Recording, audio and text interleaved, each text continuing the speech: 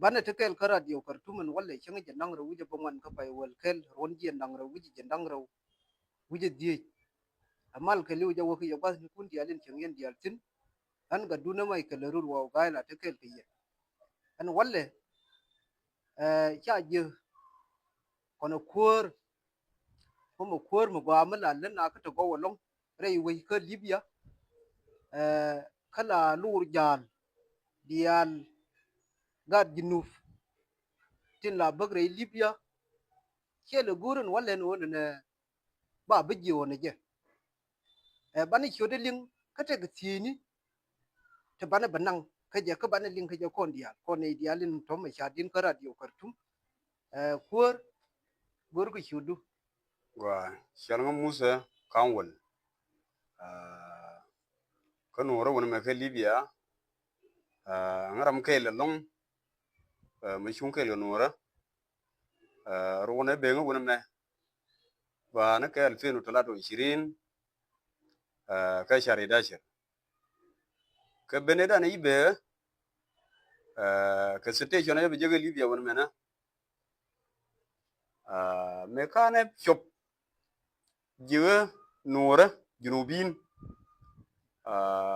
ka gabayli jan bakil wiyon wan chuka long andi almanu sudani ngandia kwa bab nako me cheben me yawo de dore be je chuka choy di long kur te ka bagura shali muze kangwal muza kan waras okay yuga jin ri ngadien ka nuore ko dur nuora tanaka nanyam tanaka kwaini ka liyeni ka dieni ka ron nganding jinding anding ti ka runang di ta ko runne janang wan wira wala di no talata tamanin kata grama cham jire iwe wana ka libya medine jan ka je te ka dama ar chamanga ta ne da pal ka jok te chamanga wona me wa libya ni chang la gwe ka jane tin kone la baktin kai shabab tani mace te karama diet mo diet me chet ka je mana da libya gwaage minanin gorko de ko nang ji ta su pe chono minanin tere iwe wana mena ta chianga ta nani la gwe ke ene continue do chang ka choy nanin tu ka gat angu mene ni tin min bi ko angu mede choy mo na angu mede wi ko to mi wi me chet ka wi me tan tin me te kara mi di me chet ka ji mana de chunu rami di tin anin de roi de linga ne tin to dies gani ke dies nyi di alin ko ni beno wana ke gwani gani tin tin chang ameni ne tin te ka man tin chi man ken beno wana angu mu wi modeler modene di alin ko ne te chang de wi yer libya de ngai kenen wona ne kon ta ko gat ko ti shu ko libya ka gat ko to ne cha goro ma cha wo goro ma cha kelat gur ka na wada na nin min bi wo gwa ka run ka ba wo ler ko ba den ko til ra ma jal lor mi kine jal ba gu iran chet ke jal ma til wo be nun ko cameroon be mo gwa be wo nu angu mu gwi de la nas go long min de la na ngena ka kuida ko wona ne idor da la so sudan junub ka dawe dan idawe na ka 2013 man me ran tamme jana daka min de lar ka shima na kon dial wi mon la nora ba ni kin kon ta tin dial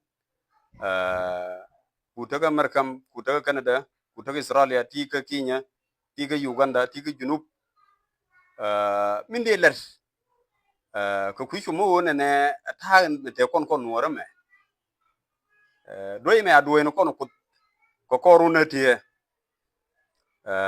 an min de lar ye de joni ye an wona ne cha kon doy kurun dialo ko de joni ye kon ga nor kon mana rodan manne te dana kel ka roy dana kel junubu mo me dane me wo gondo no kon kana gona kon me wo dor ane te wa to ne ne ba ku me junuba su kane de wo dor ka nore awol nas ba ku lo gora ngana ba gora kan chi man lendan to no kwa kon yata kana asas ke ana asas ka won kuma junub kan wora ya kwar jungo wada dun ta nanin cinkayya min cinkayya rai wai wani mena ngum gwatin ko ngum jiktin ta nanin ciyang na rudun gwa ka wada libya won mena ka ta nan te ko won mena ka libya de roi ka wo a kyang tau tin won mena wada mi je long de roi ga yin shi mara ko to ta tararo kon choi nan tau tin libya won mena choi mi di long cha tu na ka pai bedak cha ko camping chi na cha ko juish cha ko joi tu yir cha ko nyo joi tu yir nyo duai ko ma ka nang ko tijin na ka mai ga telefono ko ka woni me ka pino ko let garangan min de ko let e fi ka radio kortum on wala me ngana awol mara baro itin de juni ye gar yen chi mara ko ti kontara gar ti akelo ko anu wo jira andu mi chushe enjena anu woni ne bi wuje kalnial gwa ye ta man tam ta won me ne ri yel sudanin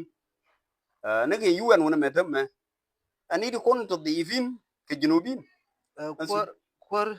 gablu kana ki ka kai bita UN kwan ya kabce ka kon junubin ka gabila min mo gabila min anin titin dere la ne tin nindi dere la ne tin dere ne ta kini dang jok kini dang raw dere kai chuk yen worin te wana ko gwe no re dor me no wana no re tin do rin kon ka ne de tot mi kine tin de wo tin dere gor ne tin wana re dor me long ka sudanis dere gor yen ngani dere gor yen dur mi chal ka no re labgar gab ne tin ka no sudan mi cha jinub mi cha kumatin junub duri na minde gan no sudan gor ka ngani ka yen ware yen ga nori te doro mena tere la population men indi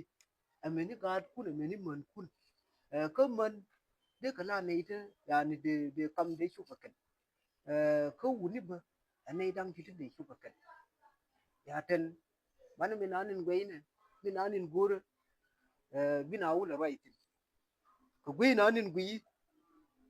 jin population nuara wana population mudi gwa balush population won me shedit a population mudi long ko na dia la wuje ne alwo chor yi musiri ben adad mi ben long ka musira adad mudi de long adad mi kimi so wona te griven 2000 ka adad de dana mi shi jien ka sudan ne me dana ya dor doy ma shi ben wona me adad mudi de long ka adad nani jien gen junub min ba ka ti ja chat adad mudi long yanan population wona me na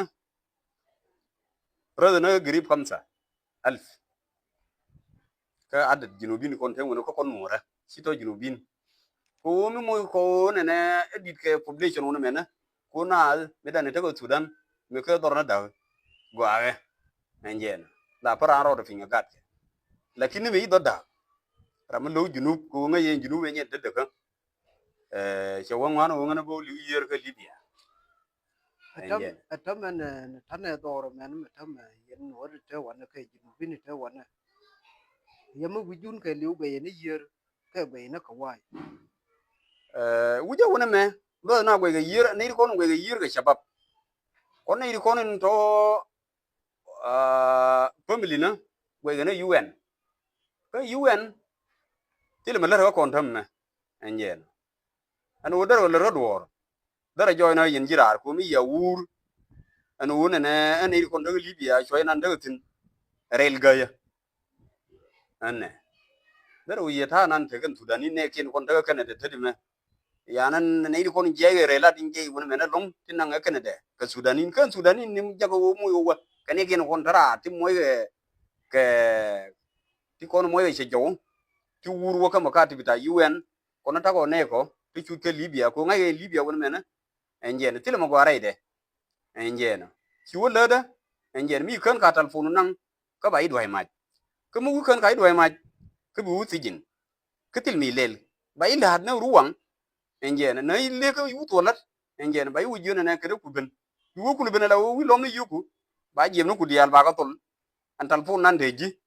ba nang kien de nar nan de ji bedu ba nang nu ku le ti ke le mun nan mu ku nang na du ne ku gur ne du ne nan eler enjen ka ben ji mai an wona me kakadane atama mu kwanang na Sudanese ka bany ga yepin yama kan taka ka ga talat ka mana damat ka maka tamni ka UN an wani mu Sudanese nam an sudani ne wona me ne ke libya wona me taga mozavin taga nazin ka min ko long wona me na ko wona me me dan la ta o musir yita dan ngene te runan di ka musir enjen musir taga muturjimin de junubin ayi gabile nura taga muturjim din jang taga muturjim din tet taga muturjim din an dial manu bunyo no no manu so madin wona me min na ko wona me din en kan sudanin tanan tin me ya won tar la wo ya wore enjen wo te siti chur ta o turan kele ke me ya go nyo kamrar wo jo ba chol la da lan ka nyo sudanin wona me taga na taga mozavin ka italia ka taga mozavin ke libya ka taga mozavin ke geneve wona me ti koran ka mana safara din wona me na mo ye UN du gud mo mo fodi du gud ne ko wo ige kon wona me na ti koran adil randa no ko anna atama min anin ka gur wona na ga kunin konin latkel ka kawai rare gatin ta ka UK mene gatin ta ka jinuba ko tila wan muti maktub UN gur yana no na mikina gata to na ma sharwa ye mene me nare meta me shalinga kan de miti min mo miti de to kan ko kon taw ga gata chu ko libya ta to ga jinub Sudan ta sha nan ket ka ga wi ni tin ko mu ye je nin gore no enjen ngoro nam chigwa nam kam min de ner na ga nori te wana mini man gwa ngami nan de ne ka no kon ta wona kana man kon ta libya wona mena ka bi ler nan de kam ke de jono ke yen shabab kam no kun enjen de jono ye yen somrodun ka ngan te ka mashakalat tene kam no kun khususiyat lela gaga na nyinya kam no kun oro kan ti kono tere sigata go ling den je ka me je ranu junub be ka mission de me da ne be je chaman ban pin ke wan ban pin mi jili chub no wona me ay no ngakut mala ala wi chub na re libya jino wo bi to o ken bi nyom mo ka lugu enjena elig bi lo bi jeri bay le nang lwa ke bay le bi ma enjena kam yimti lor tagwa de joni yen shabab pala mashakil da ya mashakil ya ga to naka diok te di me mashakil kun ngan ya galin ka kama right tin radio kortum ngan mi de luwe ni ye ka luwe wala me ka changa janang ra wi bangwan ka pai walkel ye changa da ne lin ya nyin ke chara chira ka nyon lin en pai walkel me wa yar nyon korten de joni ya gara libya tira mu ku wada de jimi jimi kre to la pen na daru bina ku lo cha na ro e ku ne ne mu me ya jeri ye ga dan na mai ke ru wa gai wona me na me ben on wori ta wona tet loja ka je long ka leti kon lere kan woro wona me ne lu ro ko lu ma di de long ko yin yituo kwa ga noro me ayen re yir ke kwa ga noro me a jeri e du enjen be ben radio kortum be bala na wona ne garra wu ya filan yi mu ya jeri wala me te tun wan te ya la ka long enjen te loja long anna thank you de wona ne ngande lo ta lo ay di long ka lere ti kon lere lu ro ko lu ma di long lui de ngandar ta ka shabab yen shabab pala kor kam na kun cheling jang dana wona ne yanyin tu yir kan ya ter wate dul janga mo wa war ga no ra enjen mo dia ko ro ne di kon to jite kamin nani na min de lar ne tin konin ta ka jinub ta ma meni dies kon tin yi do chang ka lo nani de lo ni ye kan mikin teran ka gara rei dwar mena kama ya yora ka gadde mikin chabe pe ko ne be gara mo na be mallo angu me de lar ka ko ne yen uni rier wujun ga kun ka libya ko bi ga kun bi lo yen te ko ri ga tan wana sa te ka ne ti nyin wan te da long ka situation ta na nin kwa physical rei dwar ko biran je bada to mikin pam di den wana mina go ave ko bitang gen je bada to pam di ni ken wan mina da ke lo angu me de lar gwan ni ken ka man ni ken ko meteran bi ya ne ken mangu ni chunga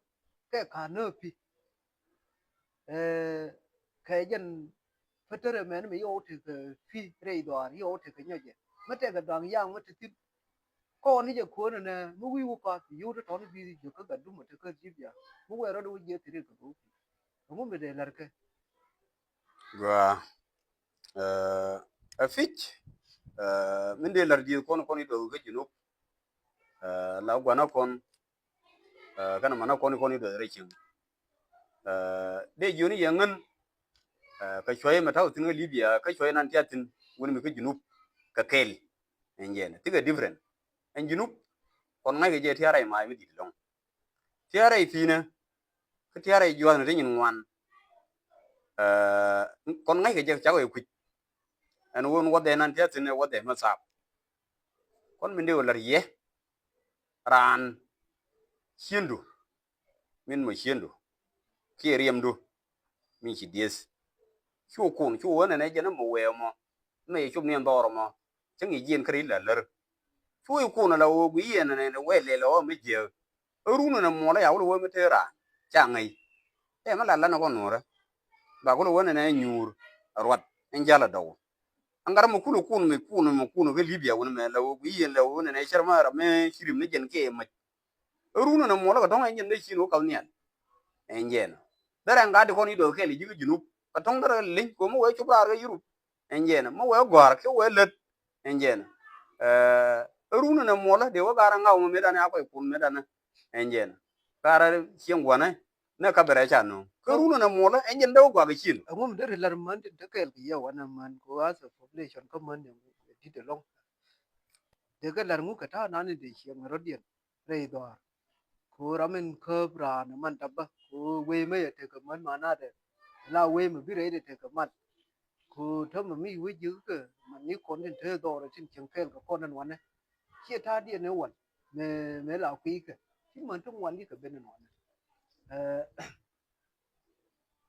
ngu me de lar ke chu me nga di me de kam ka ta na ni de kam na ga ko to ga ta kan se te ni kien